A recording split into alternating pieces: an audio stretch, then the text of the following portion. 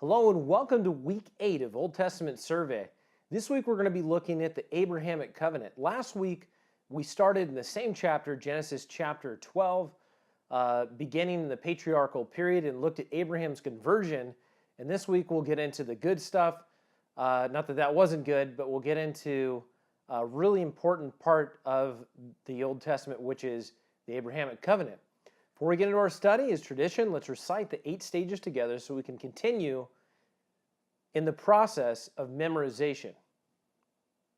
Primeval, patriarchal, bondage and deliverance, conquest and judges, united kingdom, divided kingdom, exile, and return. Last week we revealed to you 3 things that were essential to remember about the patriarchal period. To make it even easier to remember, I actually removed one of the events to cut it down to 3 essential things from the patriarchal period. Now that is the beginning of the Hebrew nation, the giving of the Abrahamic covenant, which we'll look at tonight, and that the Jews moved into Egypt. Tonight's story, we're going to look at the Abrahamic covenant. Now, it's important before we look at the Abrahamic covenant that we understand what it is and what it is not. The Abrahamic covenant is not salvific. And when I say that word, I mean it doesn't bring salvation in and of itself. It doesn't solve the issue of the Garden of Eden when man fell into sin. There's nothing there within the Abrahamic covenant that will cover atonement, which replaces or fixes the problem of sin in the world. We will look at what the Abrahamic covenant is, however, and what the Abrahamic covenant does. Within the Abrahamic covenant, we see God treat Abram, who then later is called Abraham, and his descendants, as though the problem with sin was resolved. So we see God imparting to them grace as though the issue was resolved. And in God's forbearance, he withholds his wrath until the coming of Jesus Christ, which ultimately is the new covenant, which does deal with the Garden of Eden, or the sin problem that took place in the Garden of Eden. So the Abrahamic covenant does not have anything in it that will deal with our salvation or that will deal with the issue of sin, but it does usher in the nation of Israel, and it does set the stage ultimately for the new covenant in Jesus Christ.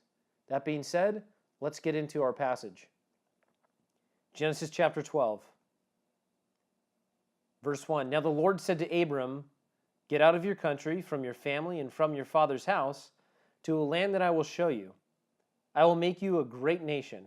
I will bless you, and make your name great, and you shall be a blessing. I will bless those who bless you, and I will curse him who curses you.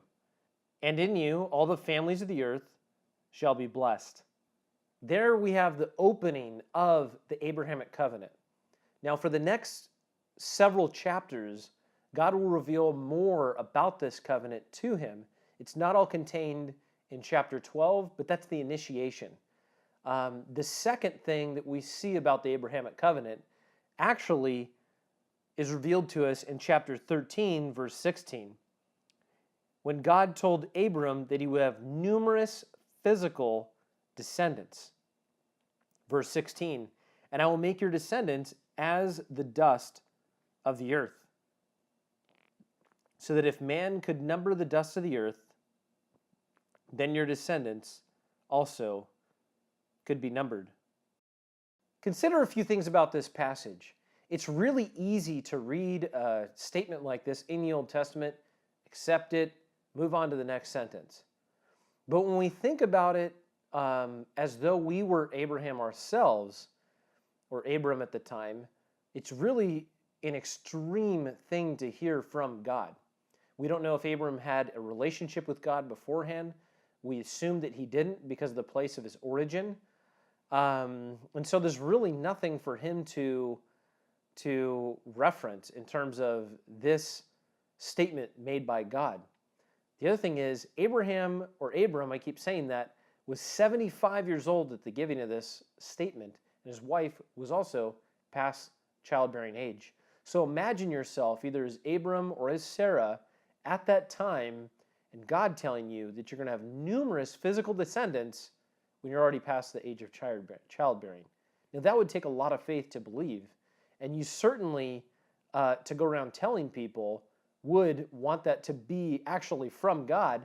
Otherwise, you just sound like a crazy person. So imagine yourself just as Abram, just as Sarah. It has a lot more meaning to it when we think about it as a historical document and put ourselves in their position as it really is. This is not just a religious book. This literally happened.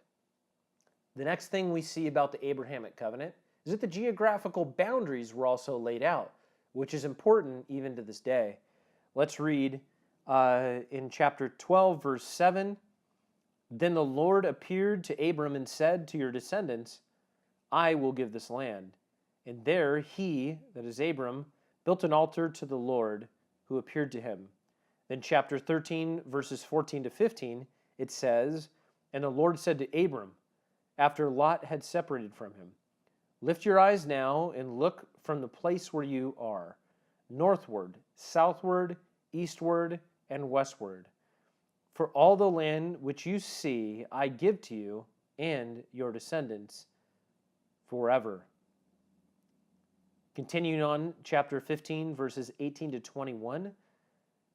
On the same day, the Lord made a covenant with Abram, saying, to your descendants I have given this land from the river of Egypt to the great river, the river Euphrates, the Kenites, the Kenizzites, the Cadmonites, the Hittites, the Perizzites, the Rephaim, the Amorites, the Canaanites, the Girgashites, and the Jebusites.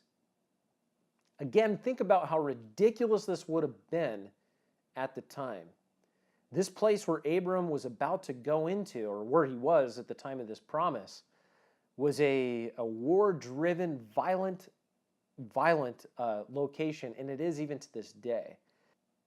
Resources were something to be fought for, and people gained power through war. So the land is full of bloodshed. There's always been battle for this land. The land was occupied by 10 nations listed here, which are stronger than Abraham. God is telling him someday that he will occupy this.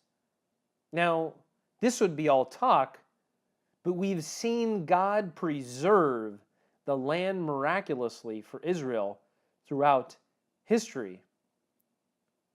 Think of a number of empires that the nation of Israel has survived. The first one being the Assyrians, the Babylonians, the Persians, Greeks, Romans, Byzantine Empire, Arabs, the Crusaders, Egypt, the Ottomans, and Palestine. There's no greater history than the nation of Israel. They're constantly watched by the world, constantly in the news. They'll be critical in end times and will be an eternal dwelling city as the New Jerusalem descends out of heaven.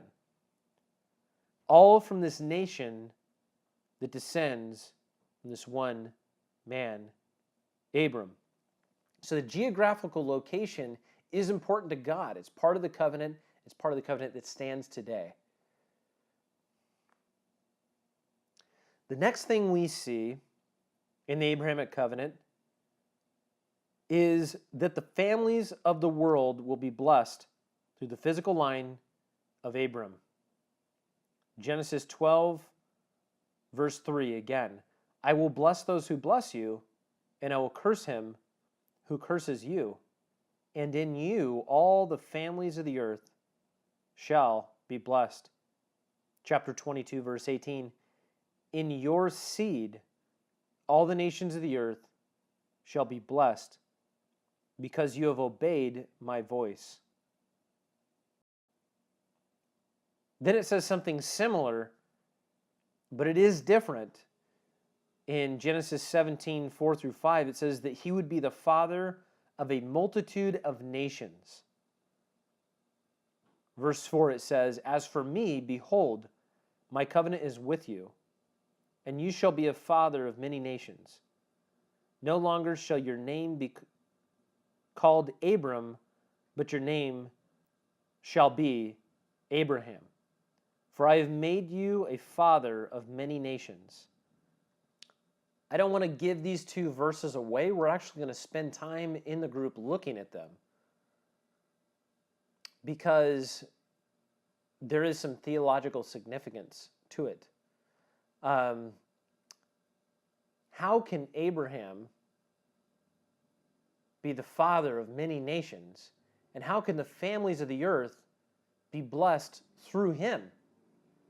I want you to have this discussion. It's the third question on the study. Spend time there, open up the Bible, read it, and discuss how this can be made possible through Abraham. So to recap, we saw that Abraham would have numerous physical descendants. We saw the geographical boundaries of the Abrahamic covenant. And we read the verses regarding the fact that the families of the world will be blessed through the physical line of Abraham, and that he would be a father of a multitude of nations. Now, those two we'll discuss in the group so that you have something additional to look at.